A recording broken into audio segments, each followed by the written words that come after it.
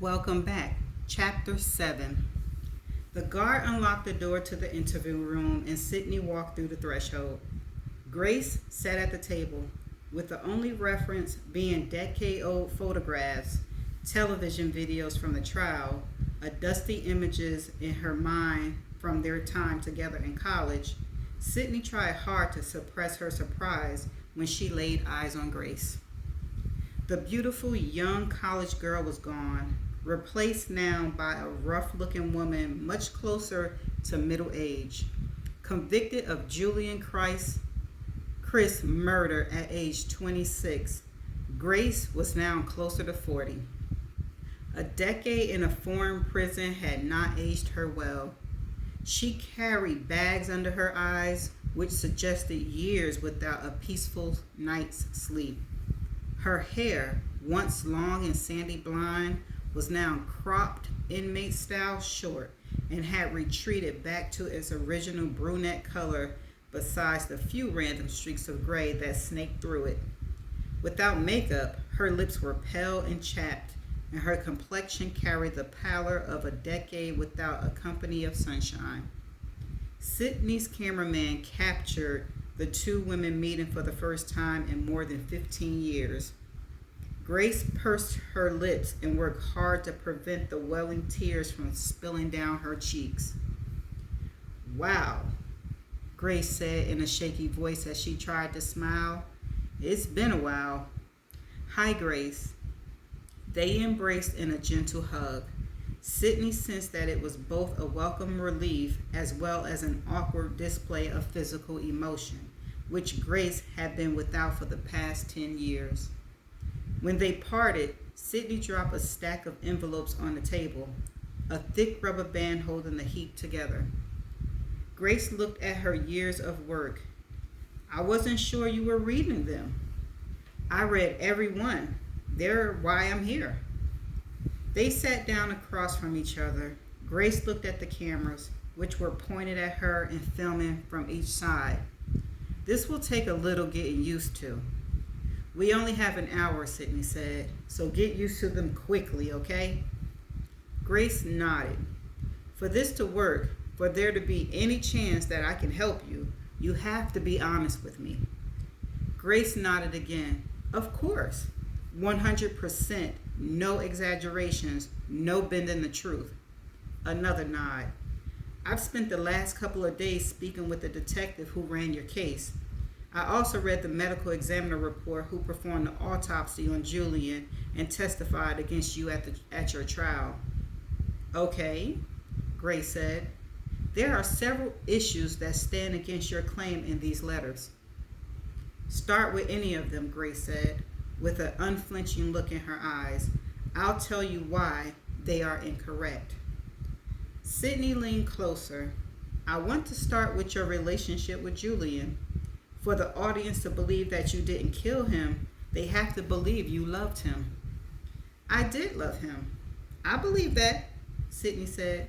"But while talking with Inspector Pierre and reading through the trial transcripts, a lot of things were revealed about your relationship with Julian. That perhaps your relationship wasn't as perfect as you suggested in your letters to me. We were 20 something. I don't know if any relationship is perfect at that age, but I did love him. Some part of me still does. The part that's not angry with him." Grace shook her head. "I've spent countless hours and more than a few sleepless nights trying to figure out this emotion. But on some hard to explain level, I'm mad at Julian. I don't have access to a psychiatrist in here, so I've had to figure these emotions out on my own. But what I've settled on is that I'm angry with Julian because he left me here. Because his death has brought me so much pain and heartache. His death cost me my own life, and yet all these years later, I still love him. I know none of it is his fault. I just have nowhere else to place the blame. So poor Julian takes much of it." Sydney nodded. "I want to find a way to show the audience how much you love Julian, because when I read about your love story, as you presented it in your letters, It touched me. I want to do the same to my audience. Grace looked over at the guard who stood out of camera shot. She pointed at the small table next to her, and the guard nodded. Grace reached over and retrieved an item, placed it on a table in front of Sydney. Have you ever seen one of these? Grace asked. Sydney looked down at the old-fashioned padlock. It was large, the size of her open palm. Antique bronze. The lock had a medieval look, with smooth edges that offered the resemblance of a miniature rustic kettlebell. Is that a lock? Sydney asked. A love lock, Grace said. My grandfather gave it to me when I was 10. He told me it was for my heart, to lock it away and only open it when I found the right man. When I found Julian, I finally understood my grandfather's gesture. Sydney picked up the heavy lock and ran her thumb over it. Engraved in the smooth surface were two names, Grace and Julian. It seems silly to me now, Grace said, but back when Julian and I were dating, these two locks were trending. They still are, in France and some other countries. Pont de Arts Bridge in Paris, perhaps the most famous love lock location in the world. When you find the person you will spend your life with, you engrave your names on the locks, secure it to the bridge, and throw away the key. I always thought Julian and I would go to Paris someday, to the Pont des Arts Bridge, to secure our lock and throw the key into the Seine. Or maybe we go back to Dali, where we met, and find a place there. Grace smiled. I had a lot of crazy plans back then. What was Julian's plan? He never knew about the lock. I put his name on it, but never got the chance to show it to him. Sydney noticed that Grace was becoming emotional, so she steered the conversation in another direction. She held up the lock. You were allowed to keep this during your incarceration? No, Grace said, taking the lock from Sydney and staring at it. Not at first. Only last year did the prison allow me the privilege of personal items because of good behavior. My friend Ellie kept this for me all these years. When the warden allowed me to have a few comfort items from home, I chose my love lock as one of them. Ellie brought it during a visit. Grace forced a smile and again worked to stop tears from spilling over her lids before she let out an awkward laugh. I'm sorry. She took a deep breath. A lot has changed between Julian and me over the years that I've been here. He was everything to me. Now he's this thing, this voice in my head that gets me through tough days. He's a dark shadow in my mind that cries with me. I scream at the shadow sometimes too because I'm still angry. It's odd to consider, but I've known this spirit of Julian longer than I knew the man. Grace held up the love lock. I've kept this all these years because I love Julian back then, and I still do today. Sydney looked down at her notes. Allison Harbour, Julian's ex-girlfriend, came up during my interview with Claude Pierre. Grace let out an annoyed laugh. Claude Pierre was obsessed with her.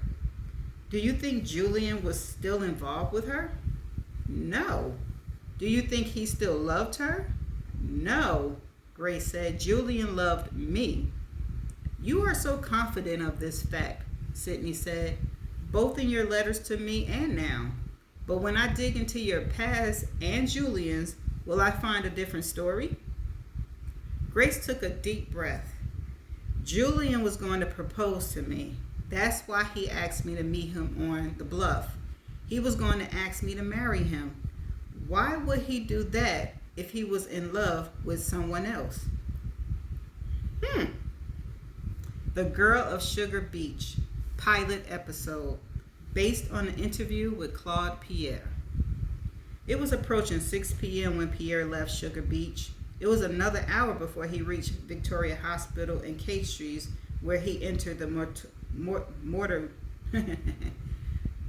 mortuary and found Dr. Mundy standing next to the autopsy table that held Julian Christ.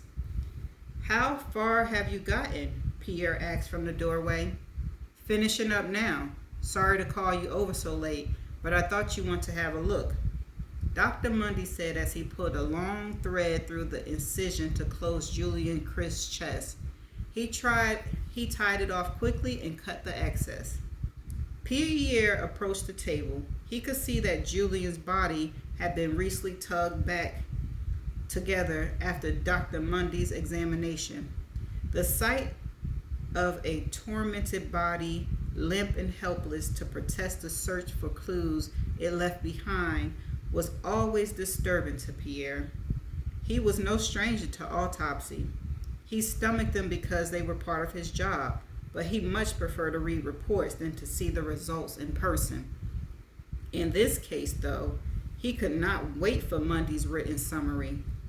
The American girl was lying to him, and he wanted to know as soon as possible what had killed Mr. Christ. "What have you found?" "Typical injuries seen in a long-distance fall," Dr. Mundy said. "From the bluff to the water is nearly 30 meters. Broken bones, tibia, fibula, humerus, and 2 ribs, all on the right side. There was damage to the spleen as the result of one of the broken ribs lacerating it. No other internal organ injuries. No severe or shearing of vessels that would lead me to believe the patient bled to death internally. And no collection of blood other than from the spleen." "So the fall didn't kill him?" "No." "What did?" With a bit of effort, Dr. Mundy turned Julian's body over so that he rested face down on the stainless steel. He pointed to the back of Julian's head. "I discovered a large, deep skull fracture here." Dr. Mundy ran his gloved finger in a circle around the upper right portion of Julian's freshly shaved scalp. "Excuse me, I know you consider such things unpleasant." Dr. Mundy placed his fingertips in the crowning incision at the top of Julian's hairline and peeled back the scalp to expose the naked bone of his skull. Pierre swallowed hard at the crude procedure. "This is what killed him," Dr. Mundy said, pointing to the undressed cranium. "This fracture was the result of blunt force trauma caused by an object swung at a medium speed. Other fractures," Dr. Mundy said, tracing the break line in the bones, were suffered during the fall, but this was the primary insult. "How can you tell that?" Pierre asked, studying the jagged spiderweb of fractured bone, which looked to his untrained eyes like a mess of total destruction. "The secondary fractures produced during the fall approach this initial fissure, but do not and cannot cross it. They also stop at the outer edge of this principal fracture. From the nucleus of this break, I can map radiation lines through all the other fault lines. Once the bone is broken, a section fracture cannot bridge the original breach. This is why I'm still here so late, Inspector. Mapping the fracture took me hours, but it is with certainty that this injury is what killed him. It caused a large subdural hematoma that spread around the skull and likely concussed the brain to render him unconscious, or possibly semi-conscious, but not functionally alert. He was not dead when he fell from the bluff, based on the salt water in his lungs. He was still breathing when he hit the ocean." Dr. Mundy pulled Julian Christ's scalp back over his skull and began to sew shut the crowning incisions. "And this," Dr. Mundy pointed to the back of Julian's skull, where he had shaved away the hair to leave a circular patch of bare skin that looked like a burnt-out spot on a grassy knoll. Within the clearing was a gaping wound. Devoid of blood this long after death, the gash reminded Pierre of a split in a leather sofa. "This scalp laceration is the source of the blood splattering you found on the bluff." How can you be so sure? How can you be sure he didn't suffer this fracture and laceration when he fell? Perhaps he struck a rock on the side of the cliff? Dr. Mundy shook his head. Because of the location, essentially on the backside of the head, it is impossible that this fracture was caused from the fall. For that to be the case, the victim would have had to land headfirst on a hard, blunt object. And for this to be true, from an estimated height of 30 meters, there will certainly be neck and spinal cord trauma, which there is not. And such a fall would certainly have caused a much more substantial fracture than this localized one. Finally, my forensic team found no blood anywhere on the face of the baton or its base. Pierre nodded at the explanation while he watched Dr. Mundy pierce the scalp with the suture and pull the thread. I believe, Dr. Mundy continued, the patient was struck in the back of the head from a downward angle with a blunt object. The object caused a 7-centimeter stellate fracture 3 centimeters deep. Any idea what this object was? Pierre asked. Impossible to tell from the examination, but it was likely something with some weight to it. Dr. Mundy finished suturing Julian's scalp, clipped the excess, and snapped off his glove. The blow to his head sent him off the bluff, where he sustained a right side injury when he hit the water. Either the initial trauma to his head or the impact from the landing rendered him unconscious, but still breathing, which filled his lungs with water, aspirated him. Pierre studied the body for a moment. Someone struck him in the head. He fell into the water, and then he drowned. Do I have your hypothesis correct? That's correct, Inspector. Cause of death, blunt force trauma leading to asphyxiation. The manner of death will be listed as homicide. I suspect this is no surprise to you. It is not. Any idea who killed this young man?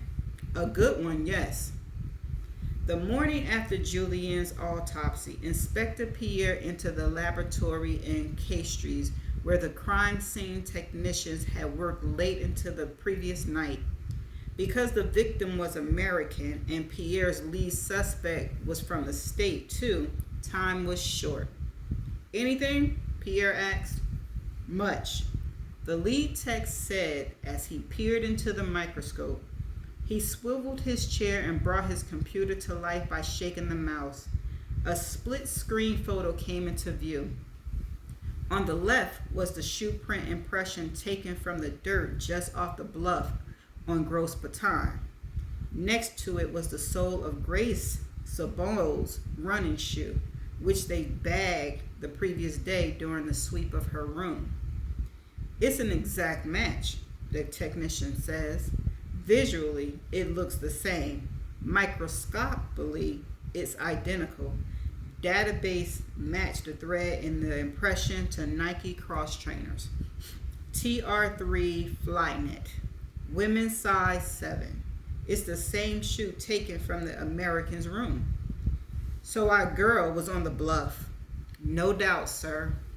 Also, the tech said, swiveling his chair again, he grabbed the sheet of paper as it came off the printer and handed it to Pierre. The analyst came back from the swab collected in the American's bathroom. What we smelled was correct. It's positive for chlorine bleach, but she was sloppy. Must have been in a hurry because there were traces of blood too mixed in with the bleach. And the drain? Pierre asked. The tech nodded. It was blood. No bleach in the drain? No, sir. She only bleached what she could see. The floor and the countertops. The rest of the blood went down the drain. And what is the saying? Away from the eyes. Out of sight, out of mind. Does the blood match Mr. Chris? We're testing it now. The lab is rushing the DNA analysis. Her clothes? The technician shook his head. No blood on her clothing. I tested them myself. Pierre shook his head, thinking of all he needed to do in a short window. The local media were already just 2 days into his investigation, a heavy presence at the resort. Their calls to headquarters demanding updates had been incessant, and the American media, Pierre was sure, were on the way. He needed to get ahead of the wave. The only thing more spectacular than a dead tourist was an American accused of killing him. Good work. Let me know when the DNA comes back. Pierre turned to leave. One more thing, sir. Pierre turned back and followed the technician over to the corner of the laboratory where the evidence cabinet stood. All relevant materials were stored in secure lockers during the analyst portion of the investigation before police took formal custody. The technician opened one of the cabinets. Dr. Mundy delivered the victim's clothes to us yesterday. We didn't get to them until late. The blood on the shirt collar belonged to Mr. Chris. No other blood found. Preserve the rest of the DNA analysis. Yes, sir. We have already done so. We'll just need a sample to compare it against eventually. I'm working on it, Pierre said. He already spoken to the judge who rendered the search warrant. Fingerprints and mouth swabs will come only after an arrest. Anything else? Yes, sir. The technician removed a sealed plastic bag from the locker and handed it to the inspector. In the victim's pocket, we found this. Pierre took the evidence bag and held it up. A small box was preserved inside. Gray felt covered the exterior. What is it? Pierre said, holding the evidence bag higher as if this would make its contents more easily recognizable. A box. Yes, sir. What's in it? A ring. A ring? Pierre asked. What sort of ring? It appears to be an engagement ring, sir. Okay, that's the end of chapter 7. Okay, so they got shoes. They found blood in her room. Her shoes match the shoe print.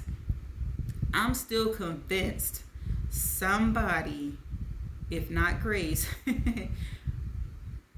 used her shoes, did the crime. I'm not sure if it was the lady that Julian was seeing, his ex-girlfriend, or her brother.